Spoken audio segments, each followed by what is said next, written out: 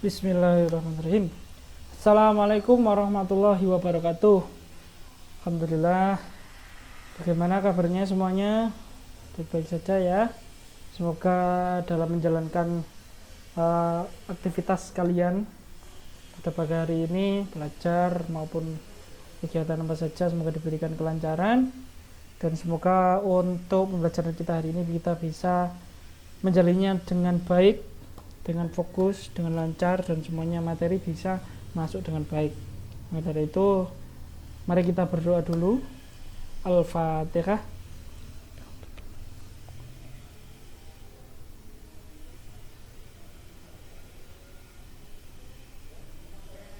Selesai. Nah, ini adalah gambar dari kemarin ya, gambar dari materi yang terakhir kemarin. Hambatan-hambatan dari perwujudan Pancasila. Ini ada PKI, DITI, APRA, kemarin sudah dijelaskan semua. RMS atau apa? Republik Maluku Selatan. Kemudian ada pemberontakan Andi Aziz, Bermesta. Nah, ini. Kemudian masih terusannya dari ini kemarin itu. Nah, ini tahun 1959 sampai tahun 1966.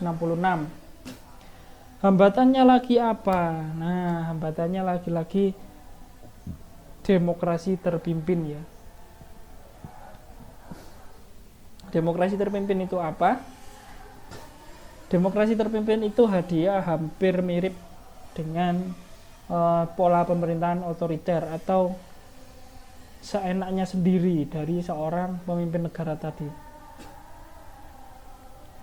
Nah, terus demokrasinya modelnya gimana? Nah, di sini ini masih masanya Pak Soekarno ya, demokrasi terpimpin atau lebih ke arah otoriter. Jadi mau-maunya presiden, maunya A ya A, maunya B ya B, nggak terima, nggak mau menerima perintah dari presiden, ya udah hilangkan seperti itu. Kemudian ini konflik yang berikutnya adalah PKI semakin merajalela. PKI di tahun ini semakin banyak dan semakin terang-terangan semakin terang-terangan menunjukkan bahwa negara ini nggak cocok dengan Pancasila, negara ini cocoknya komunis seperti itu. Kemudian yang ketiga, nah ini menunjukkan bahwa adanya sangat ya ini demokrasi terpimpin itu sangat-sangat berpengaruh ini diangkatnya Soekarno menjadi presiden seumur hidup. Nah, padahal di negara kita ini ada batasannya, semua ada batasannya, dan batasan itu tadi melalui undang-undang dasar seperti itu. Tapi ini kok bisa diangkat sebagai presiden seumur hidup? Nah, ini sudah dicurigai juga sebagai demokrasi terpimpin. Kalau selamanya ya semakin seenaknya sendiri seperti itu ya. Dalam artian saya tidak membilang bahwa Soekarno itu jelek, tapi mungkin ketika di masa itu pemerintahnya sedikit mengalami penurunan. Nah, di sini juga ada banyak kasus dari yang keempat ini ya, Trikora, Tiga Komando Rakyat itu dilakukan pada tahun 1961. Kemudian ada Dwi Kora, kalau Dwi itu kan dua komando rakyat.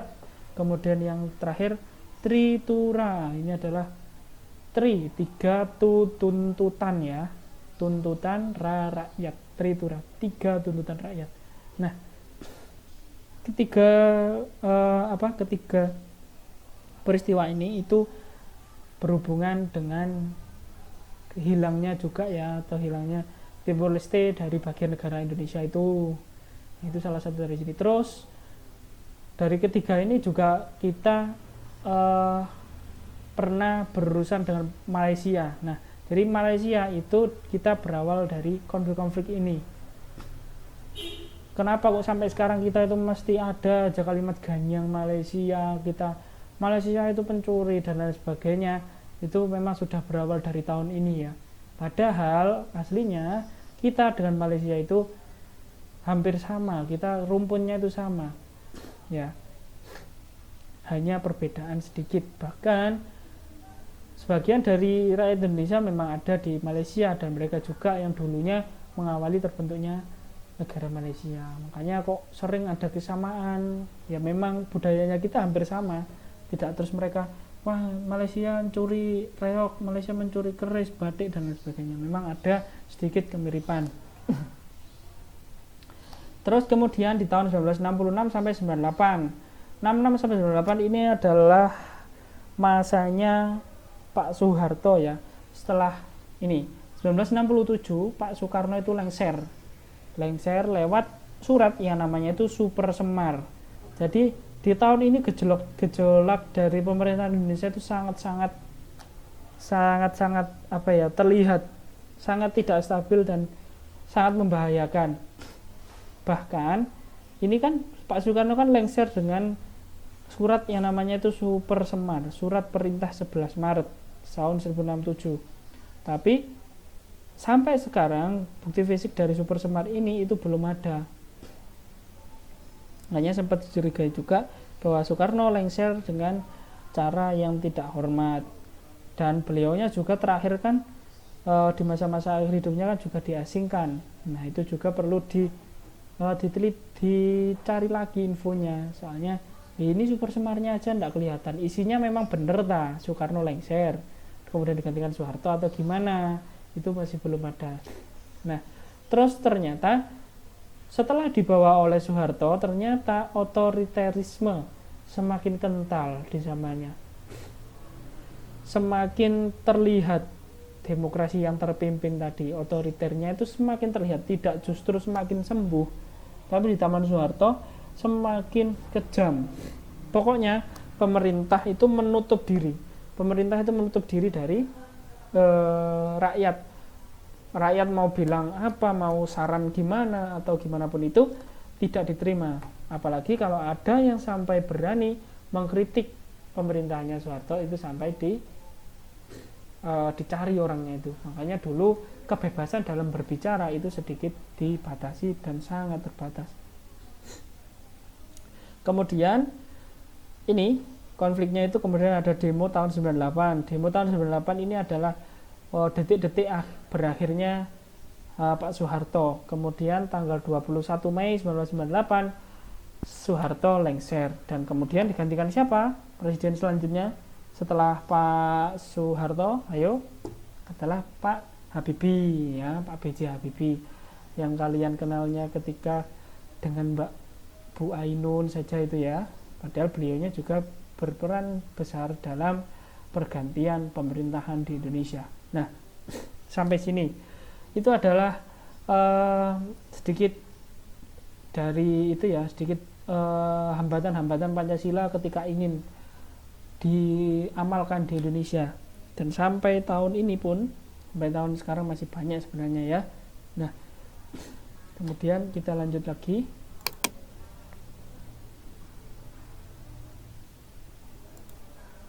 Nah, tadi saya bilang tentang demo tahun 98. Demo tahun 98 gambarannya seperti ini. Kalian pasti pernah tahu lihat gambar seperti ini, sampai ada berita zaman Soeharto sampai gedung DPR diduduki oleh rakyat dan mahasiswa. Nah, ini adalah gambaran dari demo tahun 98. Gedung DPR ini diduduki sampai tuntutan mereka terwujud. Salah satu tujuan mereka atau salah satu tuntutan mereka adalah sampai turunnya Soeharto. Makanya ketika Soeharto sudah turun dan digantikan oleh B.J. Habibie, baru mereka bisa redam atau bisa adem lah hatinya itu ya. Kemudian nah ini salah satunya ada spanduk turunkan Soeharto. Ini juga suasana ketika demo tahun 98. Nah, namanya peristiwa itu disebut dengan peristiwa reformasi. Peristiwa ini sangat bersejarah ya bagi Indonesia. Peristiwa tahun 98 itu sangat-sangat bersejarah. Karena Soeharto ini kan beliaunya itu memimpin Indonesia itu paling lama. Yuk tebak, kira-kira berapa tahun? 10? 20? Nah, beliaunya itu memimpin Indonesia selama 32 tahun. 32 tahun memimpin Indonesia, yang awalnya memang ya baik, beliaunya memang baik, Tapi akhir-akhirnya mulai banyak kejanggalan yang dianggap kurang fair atau kurang adil bagi rakyat Indonesia. Makanya rakyat sampai turun ke jalan. Dan ini pun tidak terjadi hanya di Jakarta saja, tidak hanya di gedung DPR, tapi setiap masing-masing daerah di tahun 98 itu semuanya hampir kacau. Makanya mau tidak mau Soeharto harus turun dan digantikan oleh Pak B.J. Habibie. Nah, nih Pak B.J. Habibie tahun 1998 sampai 1999, hanya 1 tahun saja. Beliau memang dulu kan jadi wakilnya Pak Soeharto. Setelah Pak Soeharto lengser, berarti otomatis Pak B.J. Habibie yang naik sebagai wakilnya. Nah, mulai ada perbaikan. Di sini mulai membentuk Badan Penyihatan Perbankan Nasional, memberikan kebebasan kepada masyarakat menyalurkan aspirasi. Nah, ini yang sangat dibutuhkan masyarakat pada masa itu. Membentuk Badan Penyihatan Perbankan, karena di saat itu juga Indonesia mengalami krisis ekonomi yang gak karu-karuan, dan utang Indonesia mulai bertambah di zamannya Pak Soeharto. Terus kemudian yang kedua ini memberikan kebebasan kepada masyarakat menyalurkan aspirasi.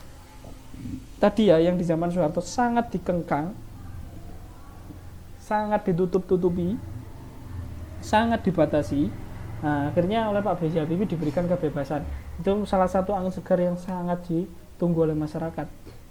Mengingat dulu mau bilang atau mengkritik pemerintahnya kok gini sih, itu sudah dicari sama polisi ya. Setelah Pak B.J. Habibie ada Gus Dur atau Kiai Haji Abdurrahman Wahid. Beliaunya tahun 99 sampai 2001, sama, ini pun juga tidak utuh ya. Tapi perbaikannya di sini, masyarakat etnis Tionghoa diperbolehkan ibadah dan merayakan Imlek. Nah, sebelum tahun 99 atau sebelum Gus Dur naik menjadi presiden keempat, itu semuanya itu serba intoleran lah. Nggak ada toleransi sama sekali antar umat beragama. Beliaulah yang lebih dahulu atau mempelopori toleransi antar beragama tadi. Kemudian menyetujui pergantian nama Irian Jaya menjadi Papua. Jadi dulu ada Irian Jaya, sekarang diganti dengan nama Papua tahun 99. Tapi yang paling berkesan adalah yang poin pertama ini, masyarakat etnis Tionghoa diperbolehkan ibadah. Dan ini yang membuat beliau juga dijuluki sebagai Bapak Pluralisme Indonesia, seperti itu. Lanjut lagi. Nah, kemudian ada Bu Megawati, putri dari Soekarno putri dari Bapak Soekarno. Nah, tadi sama ya, Pak Kiai Haji Abdurrahman Wahid atau Gus Dur itu beliaunya tidak utuh 5 tahun menjabat sebagai presiden. Sama, di zaman dulu masih ada persaingan dalam politik yang cukup keras ya. Nah, akhirnya digantikan oleh Bu Megawati. Sama, perbaikannya lagi, penguatan otonomi daerah, mulai memperbaiki ke daerah-daerah. Kemudian susunan kedudukan DPR dan MPR, karena dulu MPR ya, bukan DPR, MPR itu dulu sangat-sangat OP atau overpower ya, beliau MPR ini sampai punya wewenang untuk menurunkan presiden juga.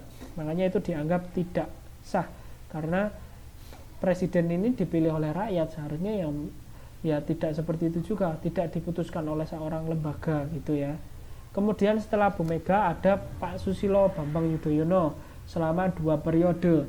Periode pertama 2004 sampai 2009 dan periode kedua 2009 sampai 2014. Jasa beliau juga sangat signifikan ya. Yang pertama, Pak SBY dalam pemerintahannya yang pertama, pemerintahannya ini beliau mampu mengatasi krisis global 2008-2009. Jadi Indonesia juga pernah mengalami krisis moneter lagi setelah tahun 98 tadi, masih diuji lagi, dan beliaunya mampu mengatasi krisis global tadi. Kemudian meningkatkan stabilitas politik dan ekonomi. Jadi semakin tahun semakin ganti presiden semakin baik, insya Allah Indonesia semakin baik.